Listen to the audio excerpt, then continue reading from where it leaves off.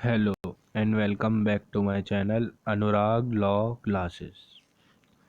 तो अब हम आ गए थे क्रिमिनल कंस्पायरेसी पे, और क्रिमिनल कंस्पायरेसी हमें दे रखा है चैप्टर नंबर 5A में। और क्रिमिनल कंस्पायरेसी हमें दो ही सेक्शन में दे रखा है, सेक्शन 120A और सेक्शन 120B। तो इसमें क्रिमिनल कंस्पायरेसी होता क्या है? तो इसमें जब दो पर्सन एग्री करते हैं या कॉज कॉज करते हैं कि कोई एक्ट करेंगे और वो एक्ट इलीगल होता है, तो वो क्रिमिनल कंस्पायरेसी में आता है। अगर एक्ट इलीगल नहीं है और इलीगल मींस द्वारा किया गया है, ठीक है, पहला तो इसमें था कि इलीगल एक्ट, और इसमें सेकंड दे रखा है कि अगर एक्ट इलीगल नहीं है और इलीगल मींस द्वारा किया जाता है, और क्या कहते हैं, उसका जो एग्रीमेंट होगा वो भी क्रिमिनल कंस्पायरेसी में आएगा। अब इसमें एक ए है और एक पर्सन है बी। इसमें एक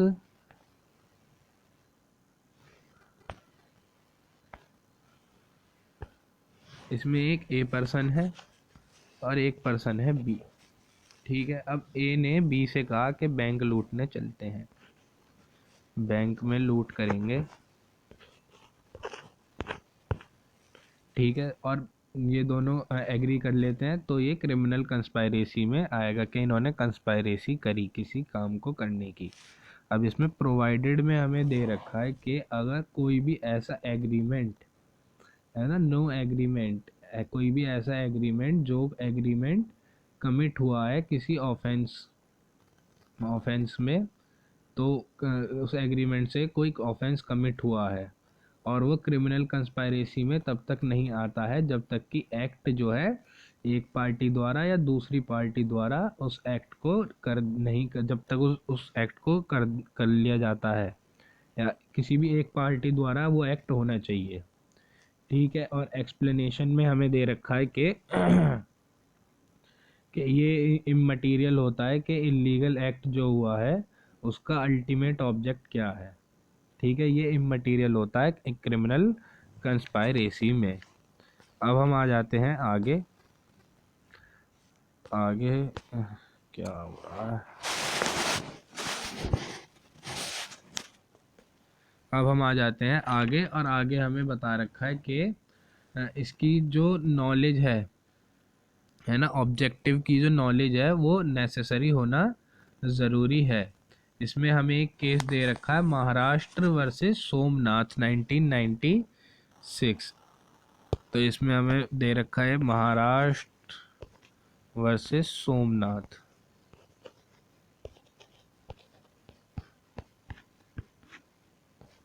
तो महाराष्ट्र वर्सेस सोमनाथ में हमें बताया गया था कि अगर पर्सन है वो कंस्पायर कर रहा है दूसरे पर्सन के साथ मिलके, और उसे नॉलेज और उसे क्या कहते हैं, नॉलेज नहीं है दूसरे पर्सन को के मतलब मान लीजिए इसमें 3-4 पर्सन होते हैं, है ना, ये तीन तीन पर्सन है और उन 3 पर्सन ने मिलके कोई कंस्पायरेसी करी। ठीक है, मगर फोर्थ पर्सन को पता नहीं था कि उन्होंने क्या कंस्पायरेसी करी, उसे नॉलेज नहीं थी। ठीक है, उसे नॉलेज नहीं थी कि ये किस बारे में, किस चीज़ के ऊपर कंस्पायरेसी कर रहे हैं। तो वो जो क्या कहते हैं, जो 3 पर्सन है वो 3 पर्सन लाइबल होंगे, और जो फोर्थ पर्सन है वो लाइबल नहीं होगा क्योंकि वो प्लान में इंक्लूडेड नहीं था। अब क्रिमिनल कंस्पायरेसी जो है सिविल रॉन्ग के खिलाफ भी हो सकती है। तो सिविल रॉन्ग के खिलाफ कैसे होगी, कि जो हमें सेक्शन नंबर 43 में ऑफेंस दे रखा है ना, तो ऑफेंस में सिविल रॉन्ग भी आते हैं और any other kind of wrong भी आते हैं। ठीक है, तो सेक्शन 43 की वजह से हमें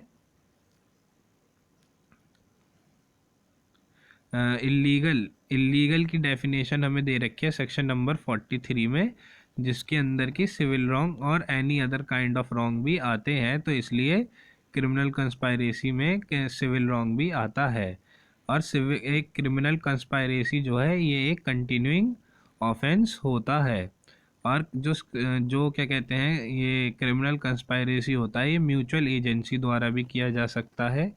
कि कंस्पायरेसी म्यूचुअल एजेंसी द्वारा कब होती है? तो कंस्पायरेसी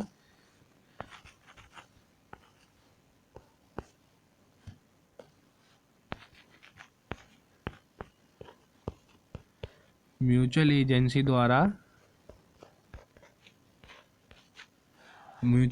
द्वारा कब होती है? जब कंस्पायरेसी किसी आइडिया पे बेस होती है जो कि जॉइंटली या म्यूचुअल एजेंसी पे होता है। तो इसमें जो कंस्पायरेटर होते हैं वो लायबल होते हैं जो भी एक्ट किया जाता है इस म्यूचुअल एजेंसी और जॉइंट आइडिया पे। अब हम ये देखते हैं कि कंस्पायरेसी करना, क्योंकि अभी एक्ट तो हुआ नहीं, अभी कंस्पायरेसी कर रहे हैं, है ना? तो कंस्पायरेसी ही क्यों पनिश की गई है? तो इस ये हमें बताया गया था देवेंद्र पाल सिंह वर्सेस दिल्ली में। ये हमें बताया गया था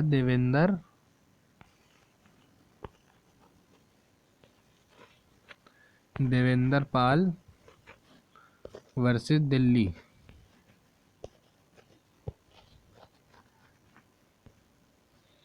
तो देवेंद्र पाल सिंह वर्सेस दिल्ली में हमें बताया गया था कि एनकरेजमेंट जब मिलता है किसी दूसरे पर्सन से या फिर सपोर्ट मिलता है तो उसका क्या कहते हैं, क्रिमिनल एक्ट करने में और मतलब बढ़ावा मिलता है उसे। अगर मान लीजिए उसे एक पर्सन है वो तो घबरा जाएगा, मगर वहीं पे 2 पर्सन अगर हो जाएंगे तो उसे बढ़ावा मिलेगा, उसे सपोर्ट मिलेगा, इनकरेजमेंट मिलेगा।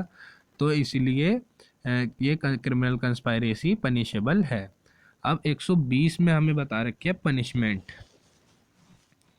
120 में हमें पनिशमेंट बता रखी है क्रिमिनल कंस्पायरेसी की, कि क्रिमिनल कंस्पायरेसी में अगर कोई भी पार्टी क्रिमिनल कंस्पायरेसी कर रही है और जो ऑफेंस है वो डेथ से पनिशेबल है या रिगरस इम्प्रिजनमेंट से पनिशेबल है जो कि 2 साल तक की है, ठीक है, तो उसे ऐसे सज़ा मिलेगी जैसे कि उसने उस ऑफेंस में अबेटमेंट करा है, ठीक है। इसमें और अगर मान लीजिए 2 साल से कम की है, अगर क्या कहते हैं जो ऑफेंस किया है और वो ऑफेंस जो है 2 साल से कम की अगर पनिशमेंट से हैगा तो उसे पनिश किया जाएगा 6 महीने के लिए या फिर फाइन, ठीक है। अब हम बढ़ते हैं आगे। आगे हमें दे रखा है chapter number 6 offence against state. तो ऑफेंस अगेंस्ट स्टेट में हमें बता रखा है 121 में कि वेजिंग और attempting to wage war, abetting और वेजिंग ऑफ वार, के अगर आप भारत के खिलाफ, इंडिया के खिलाफ, गवर्नमेंट ऑफ इंडिया के खिलाफ वॉर करना चाहते हैं, है ना, तो अगर आप वॉर करना चाहते हैं या अटेम्प्ट करते हैं या अबैट करते हैं तो आपको डेथ द्वारा पनिशमेंट दी जाएगी और लाइफ इम्प्रिजनमेंट और फाइन भी हो सकता है। अब इसमें वेजिंग वार और राइटिंग में एक अंतर होता है कि वेजिंग वार में जो ऑब्जेक्ट होता है वो गवर्नमेंट की अथॉरिटी को चैलेंज करना होता है, और इसमें क्या कहते हैं कुछ इंसरेक्शन और अपराइजिंग होती है, मतलब जैसे आपने देखा होगा कि आम आदमी जाग गया जैसे होता है। और राइटिंग में क्या होता है कि उसमें फोर्स और वायलेंस का यूज़ किया जाता है और अनलॉफुल असेंबली के अंदर फोर्स और वायलेंस का यूज़ किया जाता है। इसमें एक केस है जीडी सावरकर वर्सेस एम्परर, पुराना केस है, 1909 का केस है। जीडी सावरकर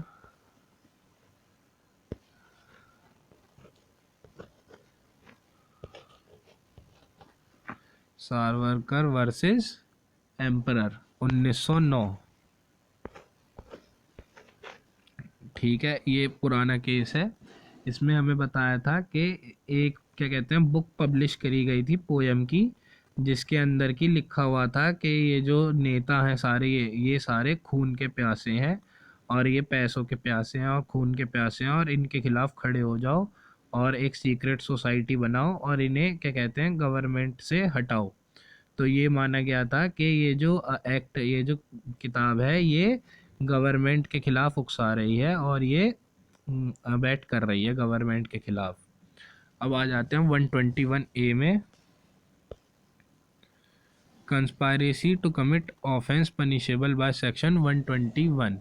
तो इसमें अगर आप कंस्पायरेसी कर रहे हैं वॉर करने की गवर्नमेंट के खिलाफ तो आपको पनिशमेंट मिलेगी।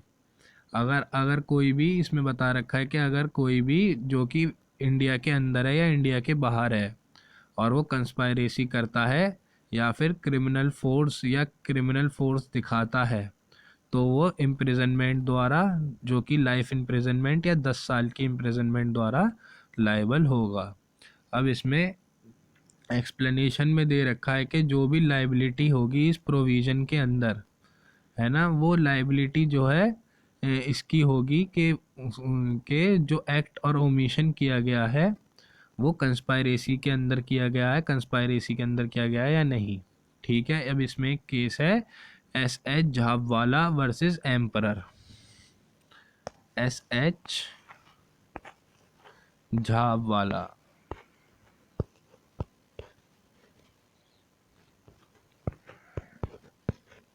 है ना, और वर्सेस एम्परर, ये बहुत फेमस केस है, इसे मेरठ केस भी कहते हैं।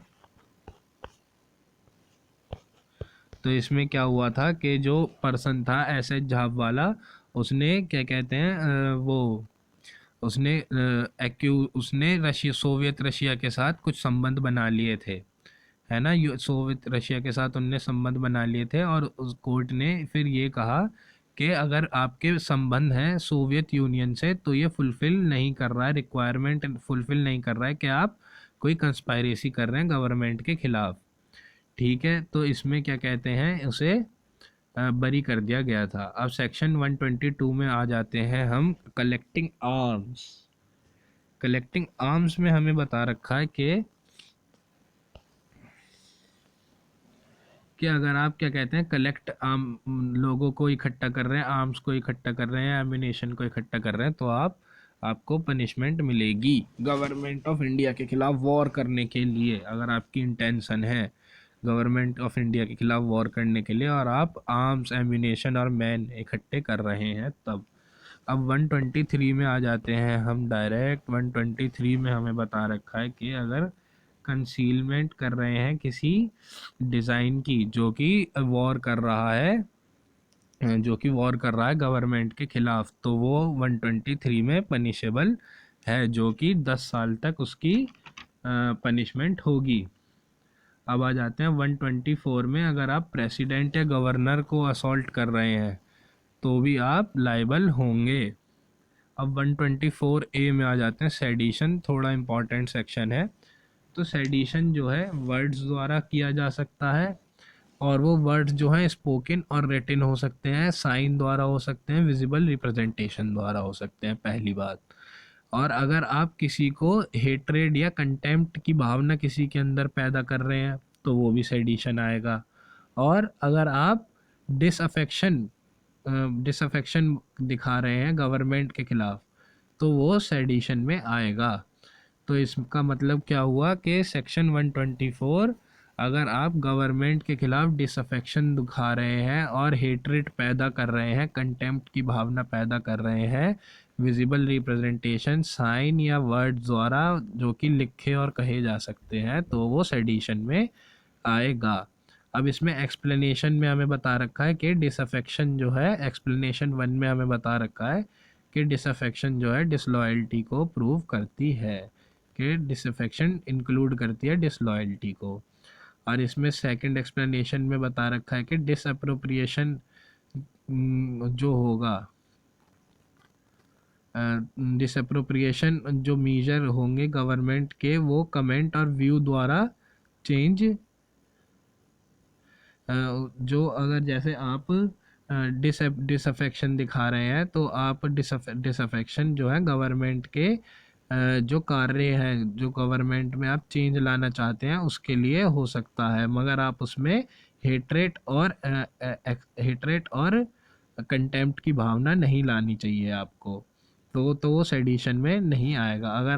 अगर इसी में ही हेट्रेड और कंटेम्प्ट की भावना ले आते हैं और डिसअफेक्शन दिखाते हैं गवर्नमेंट के खिलाफ, तो वो अबेटमेंट में आ जाता है। अब एक्सप्लेनेशन 3 में हमें बता रखा है कि अगर डिसअप्रोप्रिएशन हो रहा है किसी एडमिनिस्ट्रेटिव या कोई अदर एक्शन के लिए, है ना, और उसमें भी अगर कंटेम्प्ट और हेट्रेड है, तो वो क्या कहते हैं सेडिशन में आएगा। और अगर उसमें अगर डिसअप्रोप्रिएशन हो रहा है एडमिनिस्ट्रेटिव या अदर एक्शन में, और उसमें क्या कहते हैं कंटेम्प्ट और हेट्रेड नहीं है, तो फिर वो सेडिशन में नहीं आएगा। और इसमें ये हेल्ड किया गया था कि 124A जो है वो रेस्ट्रिक्ट करता है फंडामेंटल राइट को, जो कि है हमारा फ्रीडम ऑफ स्पीच, है ना, थोड़ा रीजनेबल रेस्ट्रिक्शन लगाता है हमारा सेडिशन 124A। ये हमें बताया गया था केदारनाथ वर्सेस बिहार 1962। ठीक है, तो केदारनाथ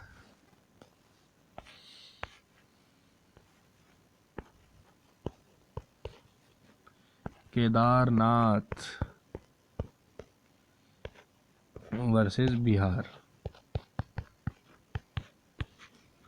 तो इसमें हमें बताया गया था कि अगर कि जो सेडिशन है ये हमारा freedom of speech article 19A पे रीजनेबल रेस्ट्रिक्शन लगाता है। अब 125 में आ जाते हैं, जो हमें बताता है waging war against Asiatic power. ठीक है, अगर एशियाटिक पावर के खिलाफ वेजिंग वॉर कर रहे हैं तो भी आपको तो भी आप क्या कहते हैं ऑफेंस अगेंस्ट स्टेट करेंगे। और 125 में आ जाते हैं कि अगर आप डेप्रिसिएशन कर रहे हैं और टेरिटरी पे, है ना, किसी टेरिटरी पे कब्जा कर रहे हैं इलीगल, तो भी आप इसमें आएंगे, ऑफेंस अगेंस्ट स्टेट में आएगा। और अगर आप कोई प्रॉपर्टी रिसीव कर रहे हैं जो कि वॉर के लिए इस्तेमाल की जा सकती है तो वो भी इसमें आएगा। 128 पे आ जाते हैं। 128 में हमें बता रखा है कि अगर पब्लिक सर्वेंट वॉलेंट्री अलाउ कर रहा है प्रिजनर को के भाग जा या फिर एस्केप करवा रहा है पब्लिक सर्वेंट, तो वो क्या कहते हैं वो पब्लिक सर्वेंट इसमें लाइबल होगा सेक्शन नंबर 128 में कि वो स्टेट के खिलाफ क्राइम कर रहा है। 130 में हमें बता रखा है कि adding escape of rescuing of और हार्बर सच प्रिजनर, के अगर आप किसी को एड कर रहे हैं एस्केप करने में या फिर हार्बर कर रहे हैं किसी प्रिजनर को। और 131 में हमें बता रखा है कि ये किसी भी सिविलियन पे लागू होगा जो कि आर्म्ड फोर्स के किसी पर्सन को अबैट कर रहा है। ठीक है, अगर आप मेरी वीडियो यहाँ तक देख रहे हैं तो आपका बहुत बहुत धन्यवाद। नेक्स्ट चैप्टर हम नेक्स्ट वीडियो में करेंगे। अगर आपको मेरी वीडियो पसंद आई हो तो आप इसे लाइक और शेयर कर सकते हैं। Thank you.